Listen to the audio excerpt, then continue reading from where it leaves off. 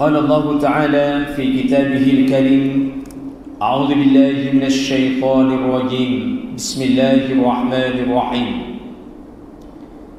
يا أيها الذين آمنوا إذا نودي للصلاة من يوم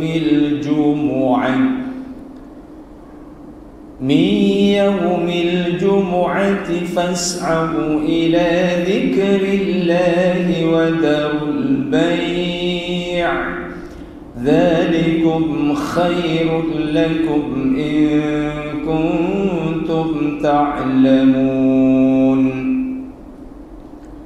فإذا قضيت الصلاة فانتشروا في الأرض وابتغوا من فضل الله واذكروا الله كثيرا لعلكم تفلحون. صدق الله العظيم. فضيلة المحترم Tuan Imam Haji Muhammad Nasir, yang kami muliakan Tuan Bilal, para masyayikh, hadirin muslimin muslimat yang dirahmati Allah Subhanahu wa taala.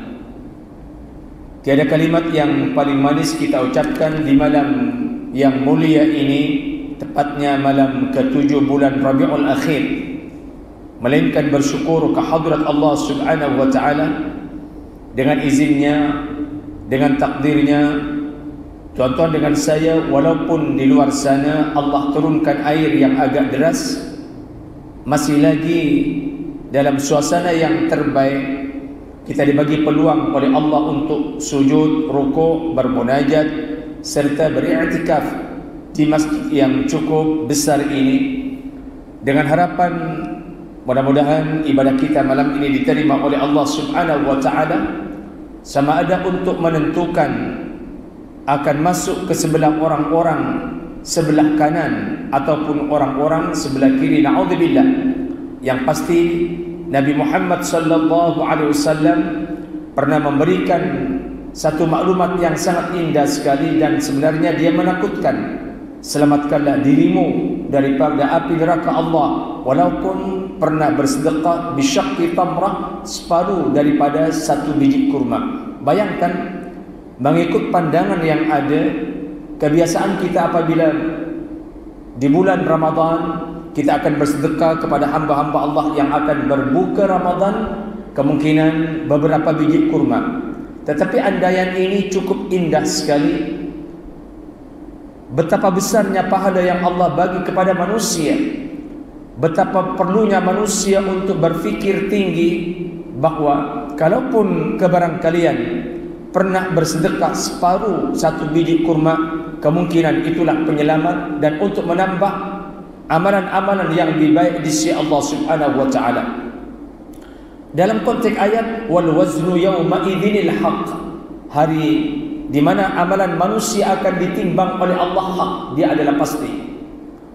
Jadinya apabila 50 ditimbang oleh Allah adalah yang baik, amal-amalan kebaikan, kebarangkalian 49 adalah kemaksiatan-kemaksiatan atau amalan-amalan yang tak baik, angka 1 menentukan untuk dibawa ke syurga Allah Subhanahu wa taala. Begitu juga sebaliknya.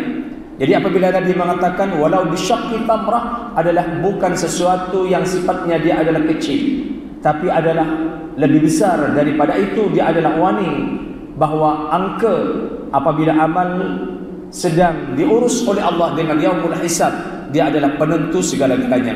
Harap-harap tuan-tuan dengan saya dimuliakan oleh Allah bukan hanya sekarang, tapi juga perjalanan panjang di alam akhirat. Itu hari dalam 1 bulan lepas kita berbincang dalam fiqhul Islam wa adillatuhu, tajuk yang dibagi kepada saya yaitu fiqhul mu'asarah, bahawa betapa hebatnya orang-orang yang melakukan azan. Itu tajuk yang kita bincang. Dan beberapa ulama termasuk juga Imam Syafi'i, Imam Malik, Imam Ahmad bin Hanbal, dan begitu juga Imam Abu Hanifah memperinci tentang persoalan azan dan pahala-pahala orang yang melakukan azan. Sehingga "Lau ya'lamun nas ma fi nida' والصف الأول ثم لم يجدوا إلا أن يستهموا عليه لاستهموا عليه." Kedudukan hadis muttafaqun alaih. Dari pentingnya dan dari hebatnya orang yang sentiasa azan, maka Nabi Muhammad dalam satu kenyataan di Madinah Al-Munawwarah, dan hadis ini tidak boleh dipertikaikan oleh sesiapa. Rekod dalam Bukhari ada, dalam Muslim ada.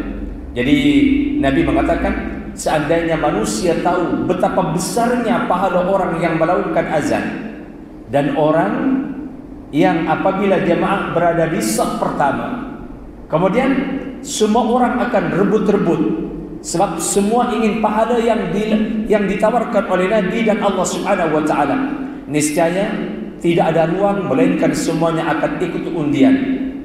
Maka jawaban Rasulullah sallallahu alaihi wasallam, dari hebatnya pahala orang yang azan dan orang yang berada di saf pertama, tentu semua akan ikut undian itu, sebab mereka berebut-rebut nak pahala yang Allah janjikan, begitu juga Rasulnya tentang azan.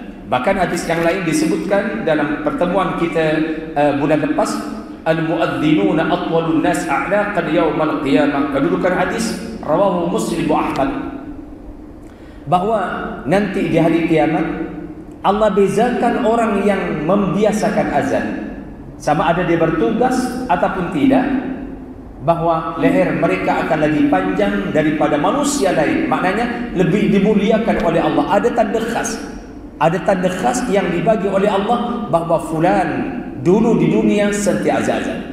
Dan kalau tengok pandangan-pandangan yang begitu hebat sekali, termasuk Imam Syafi'i rahimahullahu ta'ala, orang yang azan ma'al iqamah inda Syafi'iyah wal Hanabilah dan Imam Ahmad bin Hanbal, dua imam yang hebat sekali. Imam Syafi'i bin Ahmad memberikan peruntukan orang yang azan serta iqamah lebih afdal daripada menjadi imam. Tuan-tuan boleh cek dalam kalimat ini, wa'tubira al-adhan ma'al iqamah inda Syafi'i fil asah wal Hanabilah afdalu min al-imamah. Orang yang azan sekaligus dia iqamah, maka lebih afdal daripada menjadi imam. Sampai macam itu kenyataan Imam Syafi'i, betapa pentingnya dalam satu masa tertentu, masa waktu ada orang yang azan. Kenapa? Sebab akan ada imam apabila dilakukan azan. Mustahil orang sembahyang tanpa azan. Jadinya orang ramai akan datang ke masjid-masjid, ke surau-surau sebab laungan azan. Maka itu pandangan ini sangat indah sekali, dan kenyataan Imam Ahmad dan Imam Syafi'i memberikan dorongan yang besar betapa pentingnya sebagai manusia untuk azan. Bahkan Nabi Muhammad mengajarkan, kalaupun tidak ditugaskan azan, seorang ayah mesti boleh azan. Kenyataannya disunatkan apabila ada bayi baru lahir dari seorang ibu yang sangat sayang dengan anak, begitu juga suaminya. Apabila lepas dimandikan dengan dalam keadaan bersih, sunat diazankan.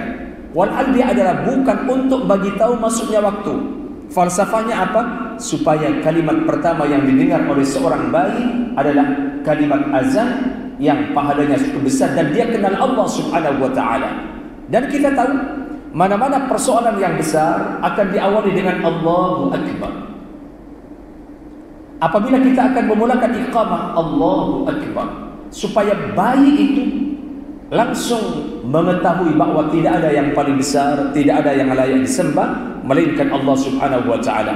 Itu kenyataan yang perlu kita jelaskan dalam pertemuan yang lepas.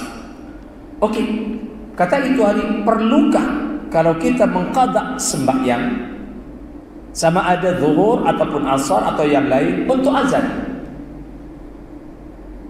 Maknanya apabila kita kadang-kala dia tertidur ataupun mungkin juga lupa, hanya dua saja. Uzur sembahyang hanya ada dua saja, tidak ada yang lain. Sama ada sebab lupa ataupun juga tertidur. Dan apabila ingat, kewajiban dia bukan lain, dia wajib sembahyang. Apabila bangun saja tertidur, kewajiban lain bukan makan, bukan minum, dia adalah sembahyang. Lalu apabila sembahyang sebab tertidur ataupun sebab kita lupa, adakah kena azan juga? Hadirin yang dirahmati Allah Subhanahu wa taala, sama. Ini pun dari pentingnya azan. Kalaupun tidak tadinya sembahyang zuhur, sudah sembahyang jamaah, sudah mendengar azan, kemudian dia nak qada subuh yang belum dia buat, maka untuk orang macam ini tetap masih disunatkan azan untuk sembahyang yang diqada. Sampai macam itu hebatnya azan. Okey. Sekarang di dalam azan dia ada syurutul azan, ada syarat-syarat dia. Dia bukan semudah itu. Yang kedua ada sunanul azan, ada sunat-sunat azan. Yang ketiga ada makruhatil azan. Yang keempat kaifiyatul azan au siwatihi. Kembali kepada yang bersalah, dikatakan bahawa yushtaratu fil azan wal iqamah ma ya'ti. Disyaratkan di dalam azan sebagaimana penjelasan berikut. Tentu pertama, dukhulul waqt. Azan hanya akan dilakukan apabila confirm masuknya waktu.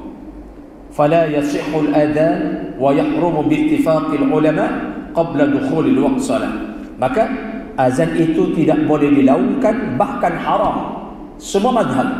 Wa yahrumu bi ittifaqil fuqaha, bahkan haram dengan kesepakatan semua ulama mazhab, sama ada Abu Hanifah, Imam Malik, Imam Syafi'i bin Hanbal, apabila melakukan azan sebelum masuk waktu. Dan kadang-kadang juga terjadi di bulan Ramadan, waktu-waktu mendung macam ini. Dan ini juga terjadi bukan 1-2 kali sebenarnya. Dia terlalu gopoh.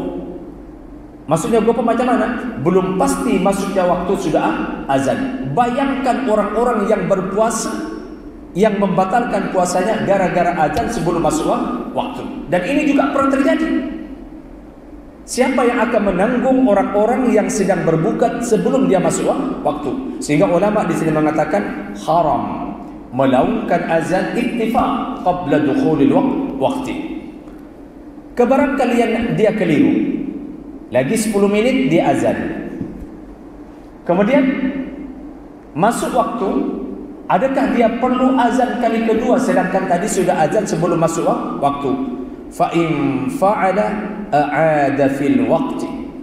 Apabila ada timbul kekeliruan, katakan setengah jam dia azan sedangkan waktu belum masuk, tentu azan tidak terlalu panjang. Maka apabila masuk waktu, orang yang azan yang sebelum dia masuk waktu, dan maka mesti azan itu diulang balik. Seakan-akan azan yang pertama dia adalah batal. Kenapa? Sebab belum masuk waktu. Jadi ini jelas yang berkaitan dengan ini. Sekarang kenapa diharamkan? Kenapa ulama itu sangat strict dalam persoalan ini? Walidha yahrumul adhan qabla al-waqt turul ma fi min at-talbis wal kadhib bil i'lan bil kharib. Jadi alasannya kenapa ulama itu sangat syadid, sangat diharamkan azan sebelum masuk waktu, sebab di situ ada kekeliruan. Yang pertama ada penipuan, belum masuk waktu dia sudah azan, dan kemungkinan orang lain akan sembahyang sebelum masuk waktu. Maka itu hukumnya dia adalah haram. Sebagaimana kama yahrumu takrirul azan 'inda Syafi'iyah. Begitu juga kalaupun masuk waktu, katakan masuk Isya sudah azan, bolehkah azan kali kedua disebabkan azan pertama mungkin dia kurang kuat? Pandangan Imam Syafi'i, dia juga adalah haram, tidak boleh. Azan tidak boleh diulang 2-3 kali kalau sudah azan pertama. Sebab apa? Akan menimbulkan juga kekeliruan. Sehingga hadirin, Imam Syafi'i dalam persoalan ini sangat ketat sekali. Melainkan kama lakin ajazal jamhur ghairul Hanafiyah wa Abu Yusuf al-adhan lis-subhi. Melainkan yang dibolehkan azan sebelum masuk waktu apabila waktu itu adalah waktu subuh. Untuk subuh, tuan-tuan boleh perhatikan di Masjidil Haram 1 jam sebelum masuk subuh sudah azan. Di Masjid Al-Aqsa 1 jam sebelum subuh sudah azan. Di Masjid An-Nabawi 1 jam sebelum subuh sudah azan. Termasuk juga di Al-Mujahidin 1 jam sebelum subuh sudah azan. Untuk waktu subuh, ulama atau jamhur dia memperbolehkan. Dia tidak sunat, tetapi dia hanya harus saja. Bahkan dari pentingnya, kata Abu Hanifah rahimahullahu ta'ala, untuk subuh, al-adhan lis-subhi ba'da nisfil lail. Macam itulah ulama-ulama dulu. Kata Abu Hanifah, untuk azan waktu subuh boleh dilakukan separuh malam. Bayangkan ini, katakan pukul 2 ataupun pukul 3, untuk persiapan subuh sudah diperbolehkan. Jadi namanya ini adalah istisna pengecualian. Dan pendapat Imam Syafi'i ini sangat hebat sekali. Walaupun yang sunnat dikatakan wa yundabu bis sahur wa huwa sudusul lail al-akhir thumma yu'adu istinanan 'inda tulu'il fajr as-shadiq. Tetapi kalaupun subuh boleh azan sebelumnya walaupun belum masuk waktu, dan Imam Abu Hanifah memperbolehkan dalam pukul 1 pagi, pukul 2 pagi, pukul 3 pagi untuk subuh, tetapi yang terbaik untuk subuh disunatkan azan, dibolehkan azan pada waktu sahur. Jadi nampaknya ini yang paling muktamad, yang paling kuat, dan ini dikuatkan dalam hadis as-sahihain. Walaupun mungkin tidak umum, tetapi ini sangat penting. Untuk subuh azan 2 kali sangat-sangat digalakkan. Ada rekod yang cukup hebat sekali, riwayat daripada Abdullah bin Amr, inna Bilal yu'adzibu bilailin. Pada zaman Rasulullah sallallahu alaihi wasallam, Bilal itu adalah tukang azan. Sebab orang pertama azan selepas Zaid bin Abdullah bermimpi dan dikuatkan oleh Umar bin Khattab, Nabi tidak menyuruh kepada Abdullah bin Zaid bin Abdullah, tidak. Tetapi yang Nabi suruh azan bukan Umar, yang disuruh oleh Nabi dia adalah Bilal.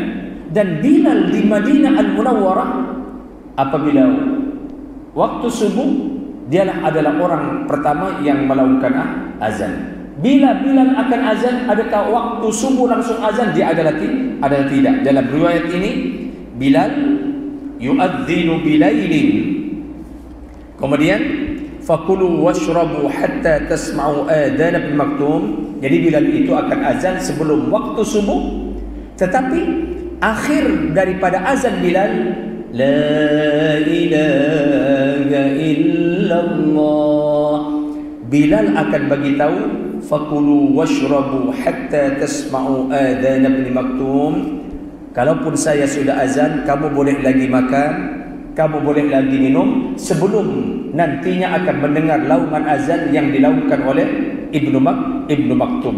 Jadi ini menandakan bahawa untuk waktu subuh, meskipun belum masuk waktu, tetap diperbolehkan untuk azan sebelum masuk waktu. Tetapi ada kalimat selepasnya.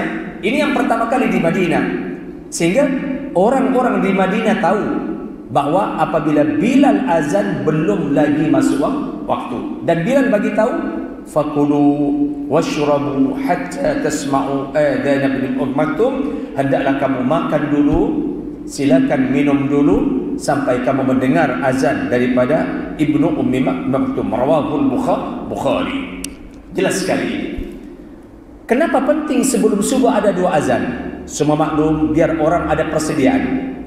Dan kita tahu di antara sembahyang yang paling hebat, walaupun hanya 2 rakaat, dia adalah sembahyang subuh.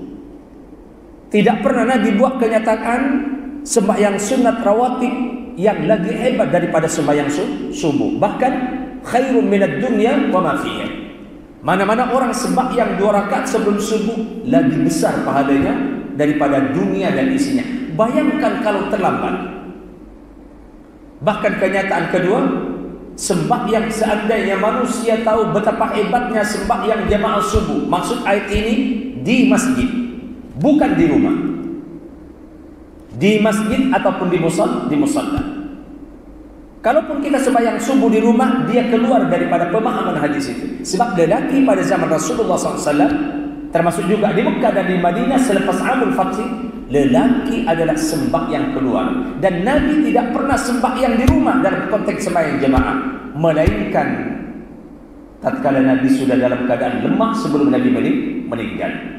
Jadi hadis yang mengatakan bahawa seandainya manusia tahu betapa besarnya pahala sembahyang jemaah di masjid, yaitu sembahyang subuh, la atauha walau habwan, mereka mesti datang walaupun dengan jalan mengisap. Jadi hadis ini jelas, inna bilalan yu'adzinu bilailin fakulu washrabu hatta tasma'u adab Ummi Maktum. Dan hebatnya Ummi Maktum ini, kana rajulan a'ma la yunadi hatta yuqal asbahtu. Tuan-tuan tahu, banyak riwayat tentang Abdullah bin Maktum ini, ibnu Ummi Maktum.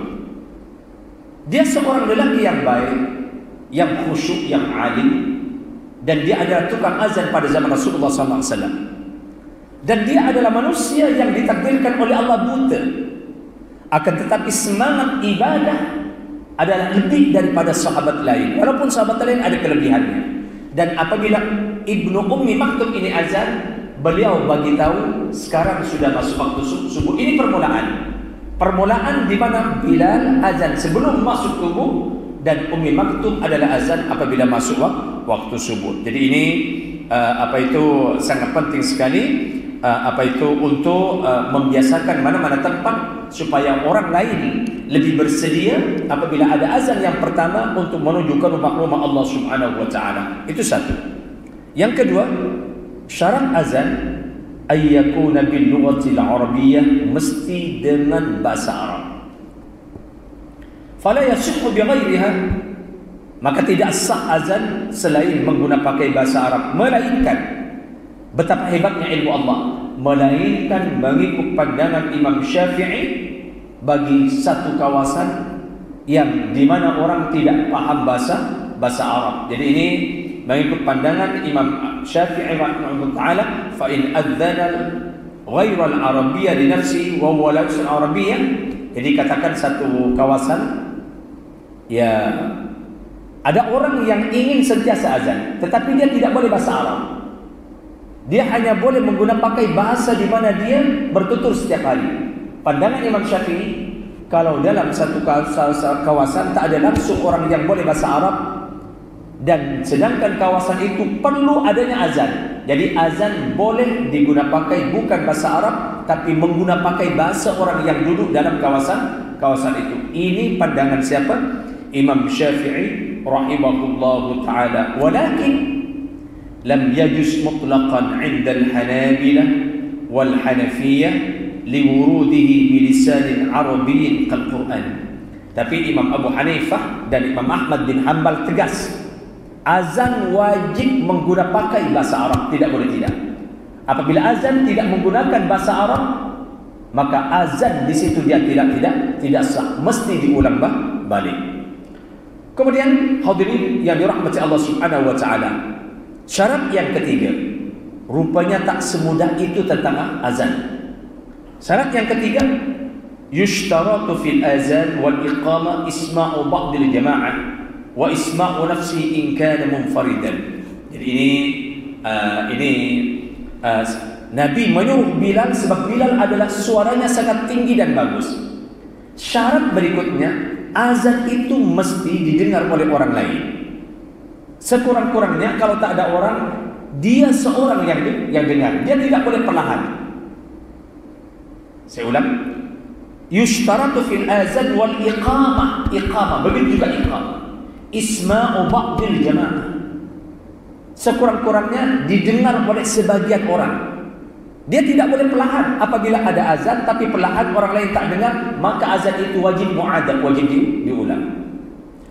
Lalu apabila tidak ada orang, sedangkan waktu sudah masuk, maka untuk orang yang macam ini, kawasan macam itu, sekurang-kurangnya orang itu azan, diri dia sendiri adalah dengar. Itu syarat yang perlu diketahui untuk muazzin. Walaupun sampai sekarang agak canggih, ada mic dan lain sebagainya, tetapi persoalan azan ini adalah persoalan yang sangat berat sekali sebenarnya, dan dia perlu diuar-uarkan. Sekarang berikutnya, at-tartib wal muwalat baina al-fazil azan wa iqamah. Jadinya ini riwayat Muslim, dan selain Imam Muslim pun juga dia meriwayatkan hadis ini. Mana-mana orang azan, mesti kalimat-kalimat azan itu ikut tertib yang telah diuar-uarkan atau dikatakan dalam hadis. Dia tidak boleh terbalik. Apabila salah, katakan dia tidak langsung Allahu Akbar, langsung hayya 'alas salah, maka mesti diulang balik. Bukan hanya itu, bahwa kalimat azan itu mesti muwalat. Muwalat maknanya habis Allahu Akbar, dia kena sambung. Dia tidak boleh antara kalimat pertama dengan kalimat kedua dia ada perpisahan atau dipisah dengan kalimat-kalimat yang lain. Dia tidak boleh. Dikhuatiri apabila dipisah dengan kalimat-kalimat lain, kalimat itu dimasukkan dalam azan. Sedangkan kalimat azan adalah kalimat yang sudah ditetapkan. Untuk itu di sini al-muwalat baina kalimatil adzan, dan ini adalah merupakan syarat yang agak ketat. Fala yasihhul azan illa murattaban. Azan tidak sah apabila tidak ikut tertib kalimat-kalimat azan. Kama la yasihhu bi ghairil mutawali wa yu'adu in ghairal murattab wa ghairal mutali.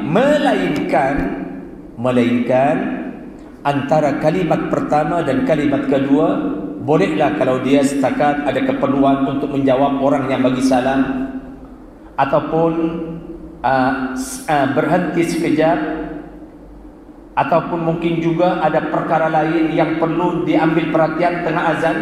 Tiba-tiba ada orang, katakan dia orang buta, kalau dia tidak tegur, kemungkinan dia akan masuk dalam longkang. Untuk itu dia maknanya ada karinah tertentu.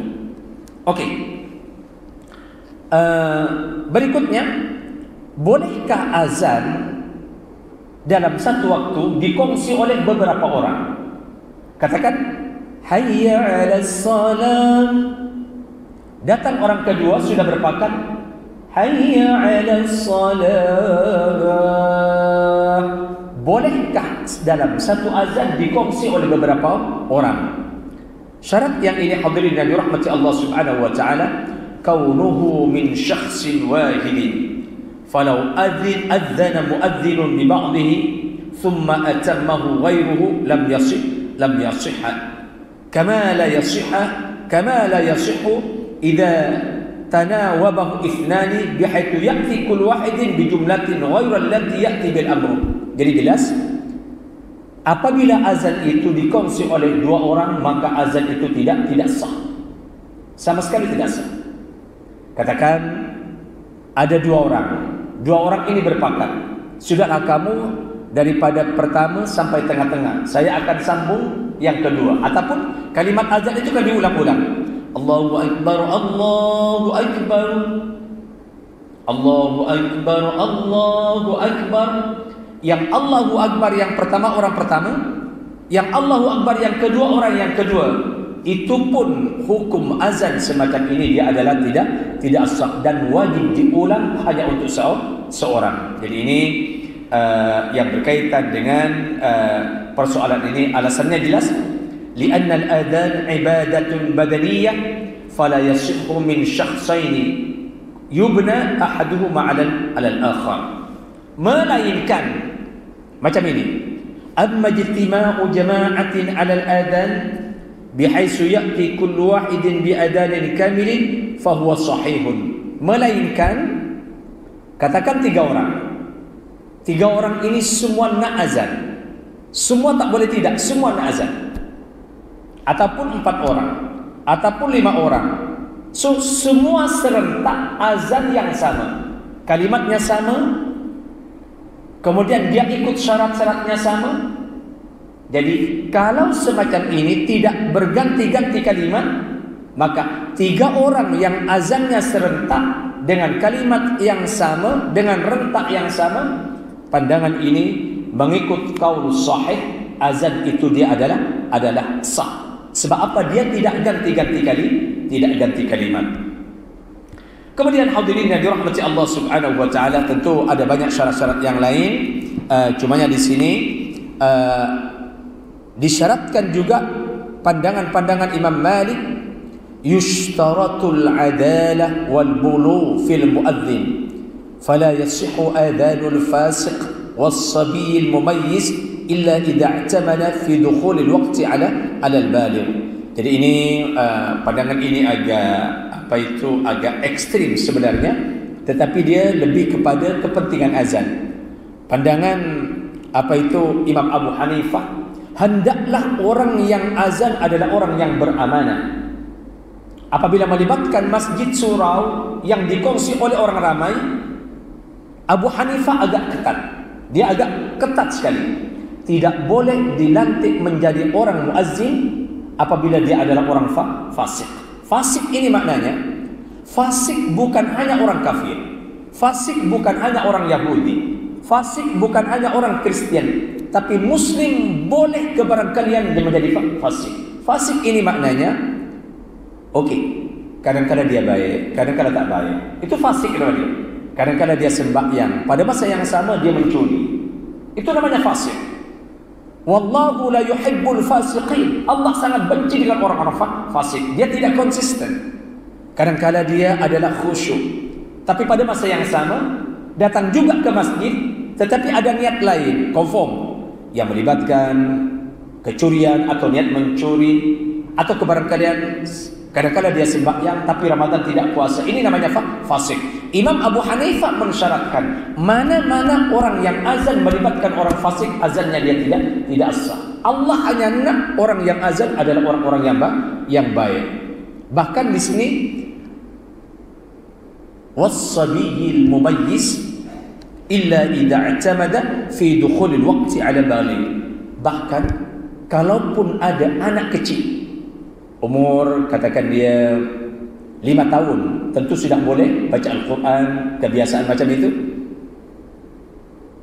Kalaupun dia mumayyiz sekalipun, kalau ada orang yang lagi tua, yang lagi tepat bacaannya, dia boleh azan, sebab dilatih azan. Maka Imam Malik dalam konteks ini dia agak tegas. Kalaupun dia boleh azan anak kecil, katakan dia umur 6 tahun, 7 tahun sudah boleh azan, Imam Malik sangat-sangat keberatan untuk budak kecil itu disuruh azan. Sebab apa? Dia masih belum lagi ke peringkat yang kembarang kalian kekhusyuannya tidak ada. Dia hanya pandai sebab dia dilatih saja. Jadi apabila ada orang lain yang dewasa yang lebih baik dari sudut ibadahnya, kalaupun budak kecil itu suaranya bagus, tetap yang dewasa itu tetap diutamakan daripada budak kecil tadi. Hadirin yang dirahmati Allah Subhanahu wa taala, adakah azan itu mesti dalam keadaan ada wudu? Adakah orang azan mesti menghadap kiblat? Kalaupun kita tahu orang azan kebiasaan menghadap kiblat, adakah tidak sah apabila azan tidak menghadap kiblat? Adakah tidak sah apabila azan tidak ada wudu? Yang ini tidak. Wala yushtaratu fil azan wal iqamah 'inda jamhuril fuqaha. Abu Hanifah, Imam Malik, Imam Ahmad bin Hanbal, termasuk Imam Syafi'i radhiyallahu, bukan satu syarat tatkala azan dia ada wudu. Walaupun ada wudu itu lebih baik.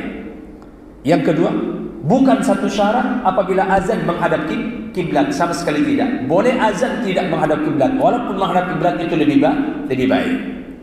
Adakah satu syarat orang azan mesti berdiri? Tidak. Semua mazhab mengatakan dia azan tidak, walaupun berdiri itu lebih baik. Begitu juga wa adamul kalam fi athnaihi. Adakah tidak sah azan apabila tengah azan ada orang tegur kemudian dia jawab?